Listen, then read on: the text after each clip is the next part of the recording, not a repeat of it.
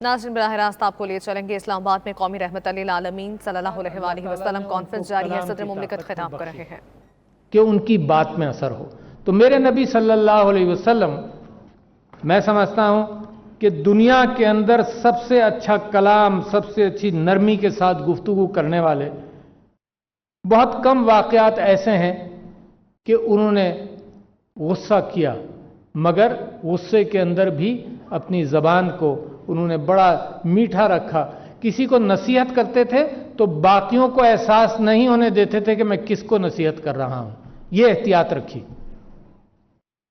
तो इससे बड़ा कम्युनिकेटर, बहुत बड़े लीडर, पहला जब उन्होंने पैगाम दिया, और ये वाक़यात जो हैं ये सब आपकी इल्म में है, मैं तो सिर्फ याद दहानी कर रहा हूँ। मुझ जैसा अनपढ़ आदमी जब इस जगह पर मुझे बुला लिया जाए तो खुद तैयारी करता हूँ, रात भर सोचकर लिखता रहा कि क्या कहूँगा आपसे।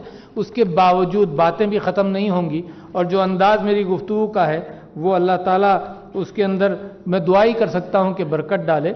मगर उन चीज़ों का, जिन चीज़ों के हवाले से मैंने अपने नबी से बेइंतहा मोहब्बत की, और ज़िंदगी का हर रोज़, मैं समझता हूँ हर साल मुझे याद पड़ता है कि मैंने अपने नबी के ज़िंदगी के अंदर ऐसी चीज़ें मुझे मिली हैं जो मेरी ज़िंदगी के अंदर मैं अगर पहले अपनाता तो और मेरी ज़िंदगी बेहतर हो सकती थी। जब उन्होंने पहला पैगाम दिया तो सफ़ा की पहाड़ी पर खड़े होकर उन्होंने कहा कि लोगों, अगर मैं कहूँ कि पीछे फ़ौज है तो तुम यकीन करोगे। तो ये है लीडर की वो चंद चीज़ें जो मैं बताना चाहता हूँ आपको, कि पहला मुकाम, पहला मौका आया कि अल्लाह ने दिखाया कि लीडर कैसा होगा। तो यकीन करोगे? तो लोगों ने कहा हाँ हम यकीन करेंगे। क्यों? दो चीज़ें लोगों ने बताई कि आप सच्चे हैं और आप अमीन हैं। तो लीडर के अंदर दो कहानियाँ, दो बातें हमेशा के लिए, क़यामत तक के लिए पक्की हो गई कि आप लीडर हैं और आप अमीन हैं। और दूसरी बात ये कि ऊंचे मुकाम पर लीडर खड़ा होकर जब जायज़ा लेता है तो उसकी कुदरत में ये बात अल्लाह डालता है कि वो ये भी कह सके कि अगर फ़ौज है तो उसको नज़र भी आ जाएगी, अगर कहीं से हमला होना है तो पहचान भी लेगा, अगर कौम को रास्ते पर लगाना है तो उसके बाद से वो बता भी सकता है कि कहाँ से तुमको सही रास्ता मिलेगा। तो लीडर की पहचान इन सारी चीज़ों से आती है। मगर उसके अलावा लीडर टीम बनाता है, लोगों के साथ इकट्ठा करता है। अकेला लीडर कुछ नहीं कर सकता। अगर प्राइम मिनिस्टर इमरान खान भी है या आप सब लोग यहाँ लीडर हैं, अपने मुख्तलिफ इज्तिमात के, मुख्तलिफ मदारिस के, मुख्तलिफ ख़ानदानों के, मुख्तलिफ ग्रोहों के, तो वो अपनी टीम बनाता है लीडर।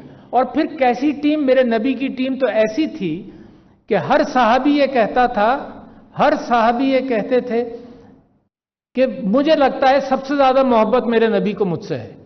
ये एहसास दिला देना। यहाँ तो औलाद कहती है, एक कहती है कि जी अब्बा को तुमसे ज़्यादा मोहब्बत है, औलाद को भी यकीन नहीं होता कि माँ बाप को यकसा मोहब्बत है। और यहाँ साहबा ये कहते थे कि हर साहबी को ये कॉन्फिडेंस होता था कि मेरे नबी मुझसे सबसे ज़्यादा मोहब्बत करते हैं। ये है वो लीडर जिसका अंदाज़ गुफ्तगू नरम हो, जिस किसी को तकलीफ़ ना पहुँचाए, जो मुसलसल तरबियत करता रहे, जिसको हर वक्त गम हो। भूख का गम तो इतना आम उनकी ज़िंदगी में आपको नज़र आएगा, और साहबा की ज़िंदगी में शायद वहाँ भूख का मामला था भी शिद्दत का, नाइंसाफ़ी का मामला था भी शिद्दत का, औरत का जो मुकाम था, जितनी तजलील की हुई थी उस माशरे ने, वो भी मामला था शिद्दत का, गुलाम करना लोगों को, वो भी मामला था शिद्दत का। और बतदरीज नबी सल्लल्लाहु अलैहि वसल्लम ने रहमतुल आलमीन होने के हवाले से सब पर, सबको नसीहत कर कर उस सारे माशरे को इन सारे मजालिम से निकाला। और मुसलसल तदरीस, मुसलसल हिदायत, मुसलसल अपनी ज़बान से एक मोहब्बत पैदा की। लोगों को यह एहसास हुआ कि मेरा हमदर्द तो यही है। और ये कैफियत कि नेकी फ़ौरन करो, आगे के लिए रखो मत, ये कैफियत तो बड़ी आम। सुबह माले गनीमत आए और शाम तक बिल्कुल साफ हो जाए। हज़रत अबू बकर के पास ऊँट आए, उन्होंने कहा कल, आज के दिन मैं ये सारे ऊँट बांटूंगा, एक दिन भी, एक ऊँट भी अगले दिन नहीं ले जाऊंगा। तो ये बेचैनी साहबा के अंदर मेरे नबी से आई कि फ़ौरन खैरात करो, खैरात का जज्बा, भूखे को खाना खिलाना, हर वक्त खैरात का जज्बा, हर मामले में इस बात की कैफियत کہ ہمدردی یہاں تک کہ مال چھوڑنے والا اپنا مال چھوڑ جائے، مر جائے، تو وہ مال اس کے لواحقین کا، اگر مقروض چھوڑ جائے، پریشان چھوڑ جائے، تو میرے نبی صلی اللہ علیہ وسلم کہتے ہیں کہ میں اس کا ذمہ دار ہوں۔ یہ ہے ریاست کا مقام، یہ ہے ریاست کی ذمہ داری۔ بہت ساری چیزیں افراد پر بھی ہیں، مگر انہی چیزوں کو آپ ریاست پر لے جائیے۔ راستے میں ایک دوسرے کے ساتھ کیسے گفتگو کرو۔ راستے سے گزر رہے تھے تو بڑے زور سے 3-4 صحابی بڑی زور سے گفتگو کر رہے تھے، حضور کو ناپسند ہوا، پوچھا کہ جی دین کے معاملے میں بات کر رہے ہیں، تو حضور نے کہا دیکھو راستے کے آداب ہیں کچھ۔ تو صحابہ نے پوچھا راستے کے بھی آداب ہیں؟ تو حضور نے کہا راستے کے آداب کے اندر ایک یہ کہ سلام کرو، لوگوں کو سلام میں پہل کرو۔ دوسرے یہ کہ نظریں اگر کسی مسلمان سے مل جائیں تو مسکراؤ۔ تیسرے یہ کہ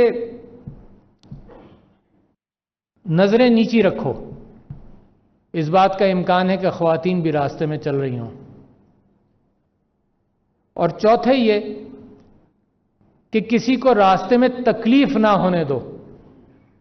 تو ہم جیسے گناہ گاروں کے لیے ہے کہ جو گاڑی میں جائیں اور پروٹوکول ہو تو راستے میں تکلیف نہ ہو۔ بڑی اہم بات کہی۔ سیکیورٹی کے بہانہ تو آج کل چلتا ہی ہے، مگر اس کے علاوہ لوگوں کو احساس رہنا چاہیے کہ میرے نبی کی ہدایت ہے کہ راستے میں کسی کو تکلیف مت ہونے دو۔ قانون کی بالادستی میں سمجھتا ہوں زندگی، یہ ہے ریاست کا مقام، یہ ہے ریاست کی ذمہ داری۔ بہت ساری چیزیں افراد پر بھی ہیں، مگر انہی چیزوں کو آپ ریاست پر لے جائیے۔ راستے میں ایک دوسرے کے ساتھ کیسے گفتگو کرو۔ راستے سے گزر رہے تھے تو بڑے زور سے 3-4 صحابی بڑی زور سے گفتگو کر رہے تھے، حضور کو ناپسند ہوا، پوچھا کہ جی دین کے معاملے میں بات کر رہے ہیں، تو حضور نے کہا دیکھو راستے کے آداب ہیں کچھ۔ تو صحابہ نے پوچھا راستے کے بھی آداب ہیں؟ تو حضور نے کہا راستے کے آداب کے اندر ایک یہ کہ سلام کرو، لوگوں کو سلام میں پہل کرو۔ دوسرے یہ کہ نظریں اگر کسی مسلمان سے مل جائیں تو مسکراؤ۔ تیسرے یہ کہ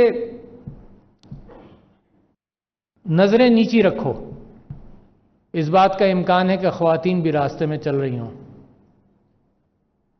اور چوتھے یہ کہ کسی کو راستے میں تکلیف نہ ہونے دو۔ تو ہم جیسے گناہ گاروں کے لیے ہے کہ جو گاڑی میں جائیں اور پروٹوکول ہو تو راستے میں تکلیف نہ ہو۔ بڑی اہم بات کہی۔ سیکیورٹی کے بہانہ تو آج کل چلتا ہی ہے، مگر اس کے علاوہ لوگوں کو احساس رہنا چاہیے کہ میرے نبی کی ہدایت ہے کہ راستے میں کسی کو تکلیف مت ہونے دو۔ قانون کی بالادستی میں سمجھتا ہوں زندگی